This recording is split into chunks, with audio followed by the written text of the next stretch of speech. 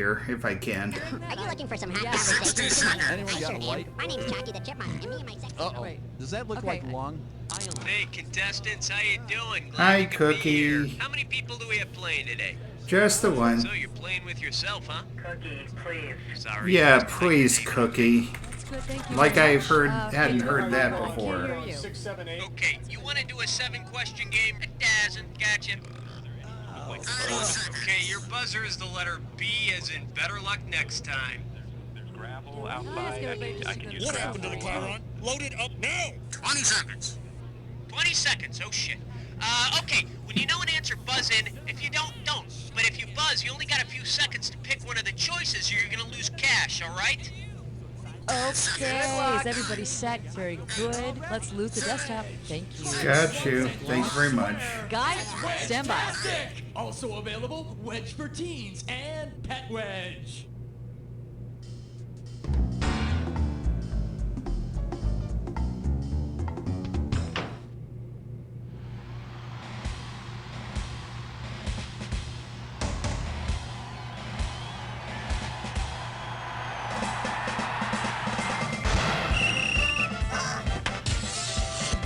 It's time for the show where high culture and pop culture It's Sky collide. Towers.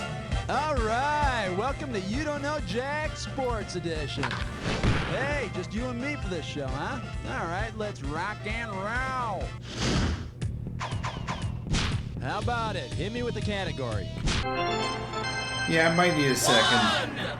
The category behind this question is... Just a second there, Dave. Okay, swing this one and I'll give you $2,000. Okay, listen up. In the final game of the 1972 NFL season, running back Dave Hampton became the first Atlanta Falcon to run for 1,000 yards in a single season. Dave Hampton was immediately awarded the game ball after he surpassed 1,000 yards, but why might the officials have wanted to take the ball back after the game? He was not the real Dave Hampton. He struck an official and was ejected. He ended the game under 1,000 yards, or he was playing under an illegal contract. I think he ended it with under 1,000. After breaking the 1,000-yard barrier, Hampton lost yardage on his next carry and finished the season with only 995 yards. Oops, guess who felt silly after the game? Dave did. Category time. What's it gonna be? The category, leaving the Las Vegas Runnin' Rebels. Right here, $1,000 for a right answer. Imagine this. Nicolas Cage is making a basketball movie called Cagers. Based on the origin of the term, which method acting technique should he use? Learn to play a shrewd, cagey game. Play basketball while inside a cage. Replace the nets with cages or play in Cajun country where the game began.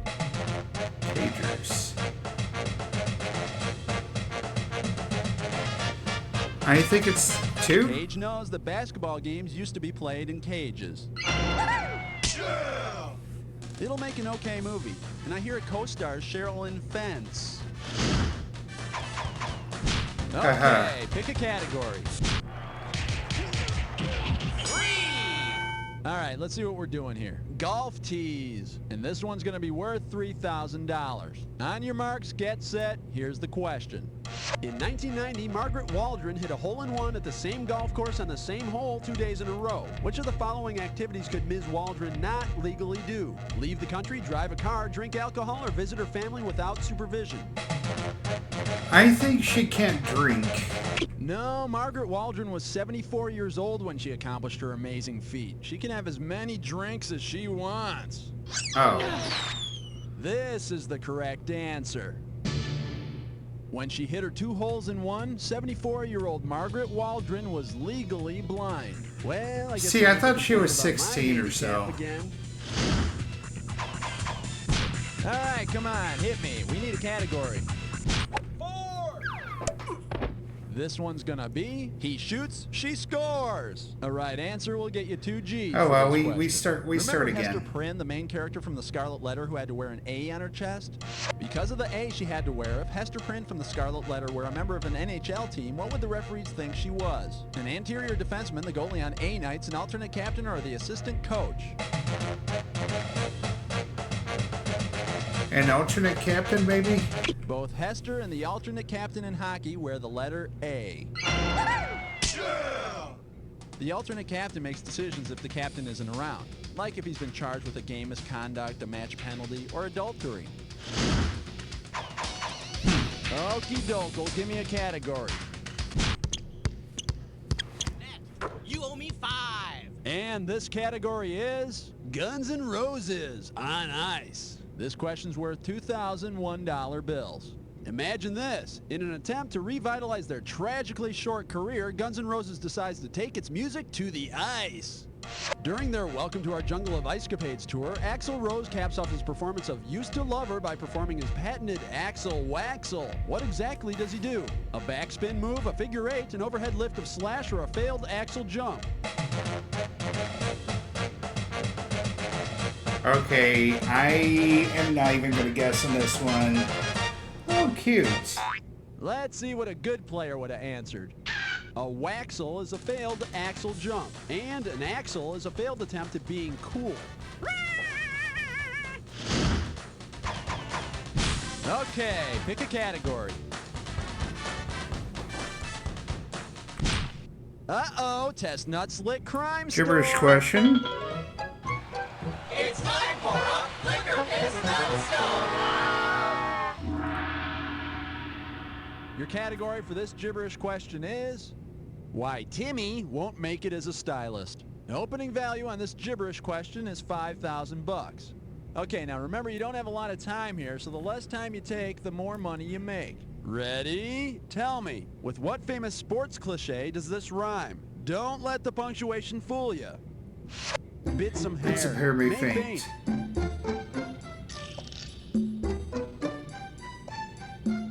Here's your first hint. It's advice for baseball players. Bit some hair may faint. Advice for when they're up to bat.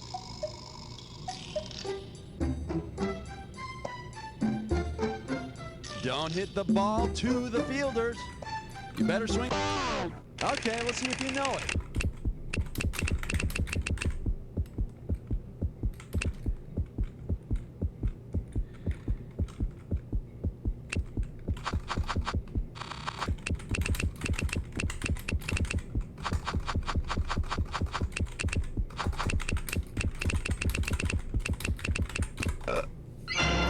There you go. Good advice for batters. Bad advice for boxers. Yeah. Kind of goes without saying. Tag team naked skydiving tonight at 7. The category is World Leaders on Ice. Okay, $2,000 is coming your way if you get this one. Remember the World Hockey Association, that rival hockey league that competed with the NHL during the 1970s? Well, in their 1972 player lottery, the WHA teams made some celebrity draft picks as a publicity stunt. If they had signed every draft pick, whom would the hockey fans have seen on the ice that year? President Richard Nixon, Soviet Premier Alexei Kosygin, Great Britain's Queen Elizabeth II, or Tonight Show host Johnny Carson? You know, I don't really know, to be honest with you. It sounds like I may have seen this before, but I'm like drawing a blank. Let's take a look at the correct answer. Soviet Premier Alexei Kosygin was actually drafted by a WHA team. And I heard that Kosygin held out for more rubles. And then he showed up at training camp about 50 pounds overweight. Yeah. That tracks. Time. What's a... 2, 4, 6, 8. Question 8 is jailbait. Go 8. The category is champagne and oats. I'm paying out $2,000 if you get this one right. Get your eyes focused on the screen. Here we go. Imagine Mr. Ed has a sexy new neighbor who's a registered thoroughbred. If he's dropping by on New Year's Day, what can he say that he knows will impress her? Happy birthday. I'm glad you get a break this time of year. Nice gray coat, gentlemen, fur base. Or I heard they're going to have to shoot you. Happy birthday.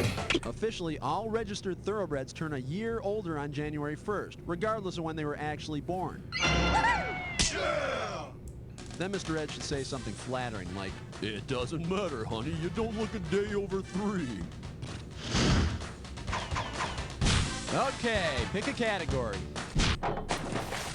The German judge gives a 9. Here's the category. Hot to trot. You get this one right, you got $2,000 coming at you. Those damn lawyers.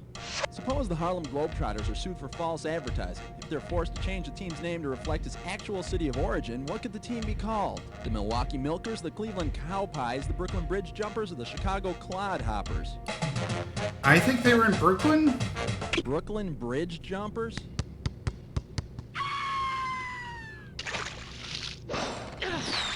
You know what you could have picked? You could have picked this.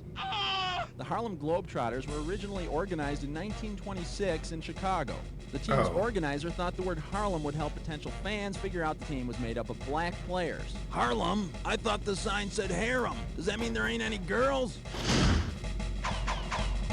All right, come on, hit me. We need a category. 1, 2, 3, 4, 5, 6, 7, 8, 9, 10.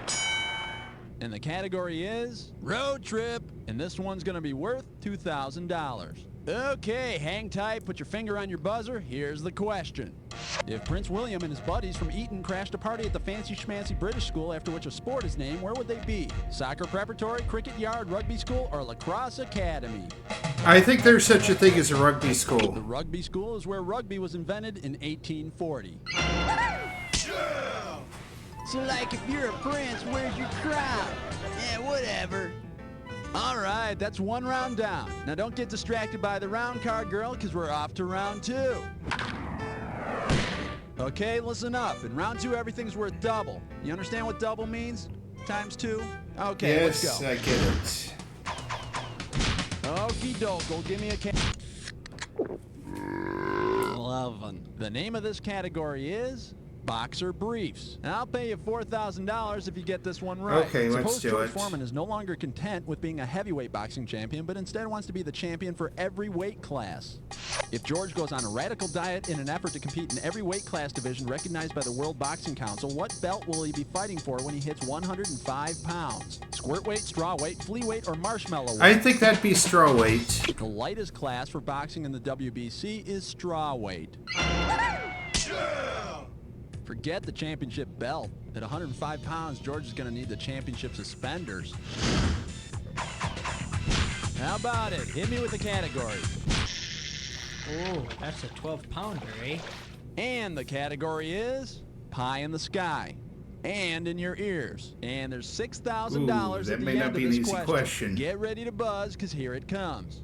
If the Three Stooges get into a pie fight in a pie alley, what can happen? Curly slips, slides, and bowls a 300 game. Blinded Larry steps in front of a dragster. Curly Joe drives a pie with a 9-iron. Or Secretariat licks Moe's meringue.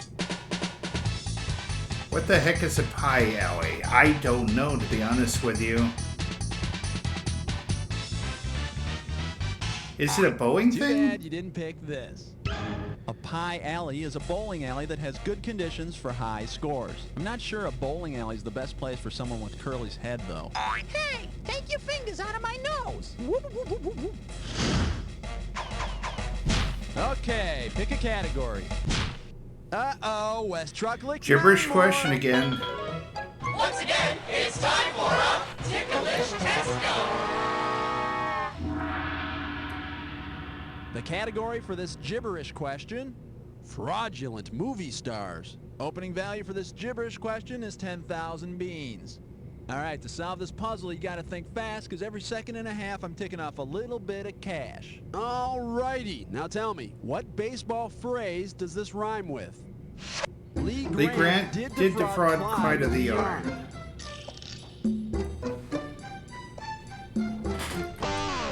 Go for it, type in your...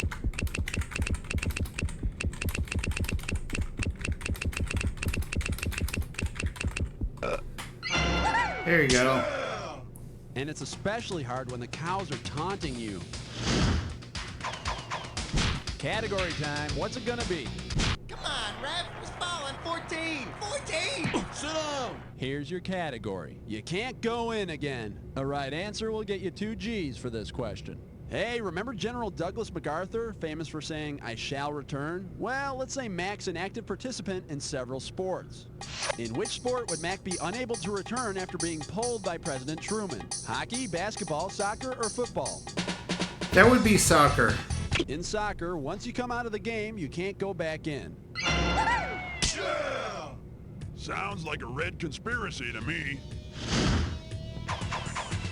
How about it? Hit me with the category. Love, 15. The category is what NFL players do at recess. All right, you're going to be pretty good if you get this one. It's worth $6,000. Oh, wow. Hey, remember the kids' game Red Rover? You'd yell, Red Rover, send so-and-so over. Judging by the number of players traded between the two teams, which two teams might you say took part in the largest round of Red Rover in NFL history? Cowboys and Steelers, Bears and Packers, Saints and Falcons, or Browns and Colts? I don't know. Something tells me it's Cowboys and Steelers, though. Should have picked this. In Good thing I didn't 1953, guess. the Cleveland Browns and the Baltimore Colts traded 15 players. And then they all had some cookies and milk before nap time. All right, come on, hit me. We need a category. Give me a 6. 6. Give me a team. 16. This one's gonna be Marky marking. It's gonna be worth $4,000. All right, get yourself set. It's time. If rapper-actor Marky Mark spent most of his time marking at a soccer game, what would he be doing? Guarding an opposing player, using a series of long passes, scoring without an assist, or taking steroids?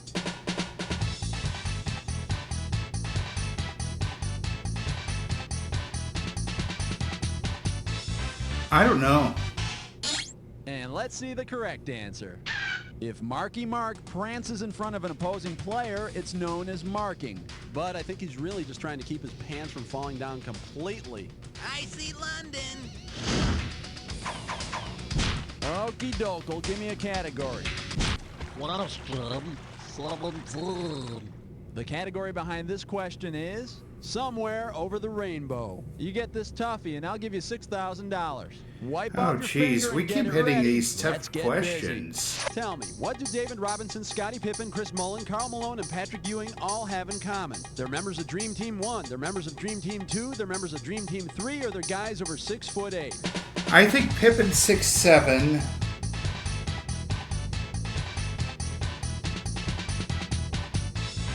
So it's not that.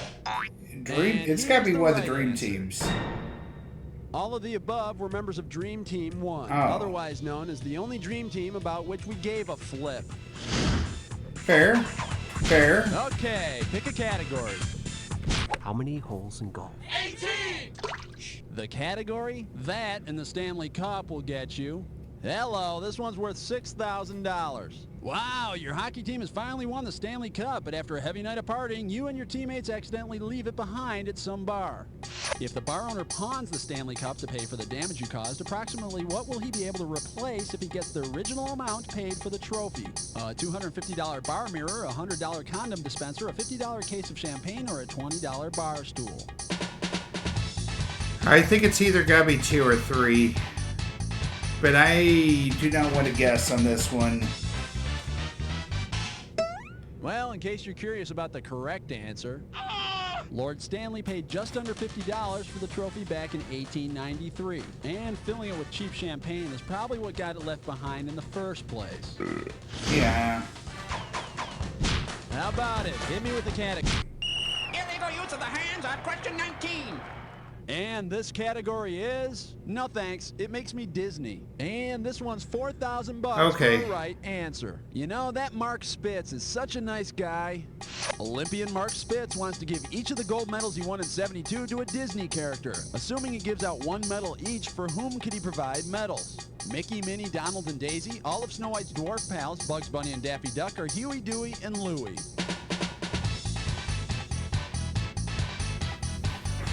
I know he won a lot of medals that year, but I'm not sure if it's 7 or Anyone if it's interested 4. in the right answer? Here you go. 7. Mark Spitz won 7 gold medals in '72, enough for each of the 7 dwarfs. And all this time, the little dopes thought they had to mine for gold. Category time. Okay. 20. All right, let's see what we're doing here. Supervillain job openings. Okay, swing this one and I'll give you $2,000. Surely I can get this one. Okay, imagine the aftermath of a battle between the Justice League of America and the Legion of Doom. After the battle with the Justice League, the evil Solomon Grundy retires. If Lex Luthor interviews NHL players to replace Solomon in the Legion of Doom, who would be the most logical choice? Cam Neely, Bruce Shoebottom, Pat LaFontaine, or Eric Lindros? I'm going to go with Cam Neely. Cam Neely? No, I think he was in the penalty box during that interview. Here's what you should have guessed. Philadelphia Flyer Eric Lindros plays on a forward line known as the Legion of Doom. Oh. Yeah, I'd like to see Superman whip his ass and strand him in Quebec. Okie doke, give me a category. All right.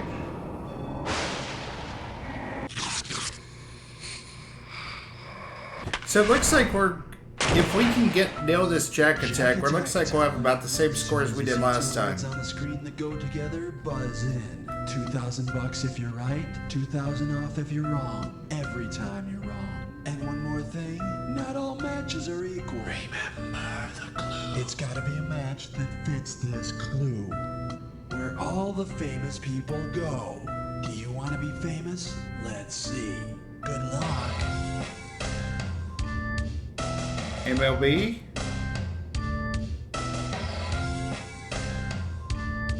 Wait, it's Cooperstown, isn't it? It is. Okay, it's Hall of Fames. Canton, Ohio?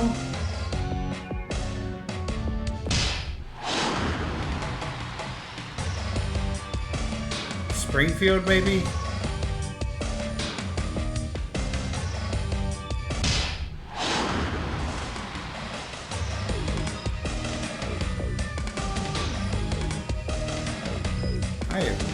Toronto.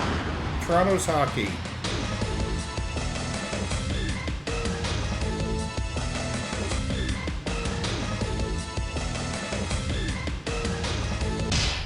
Newport. That's tennis. Okay.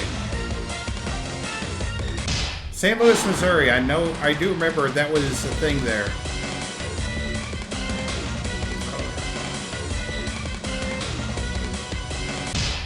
South Bend for college football. Okay. Man, there was some serious action out there. Let's check out what it did to your score. That's the game.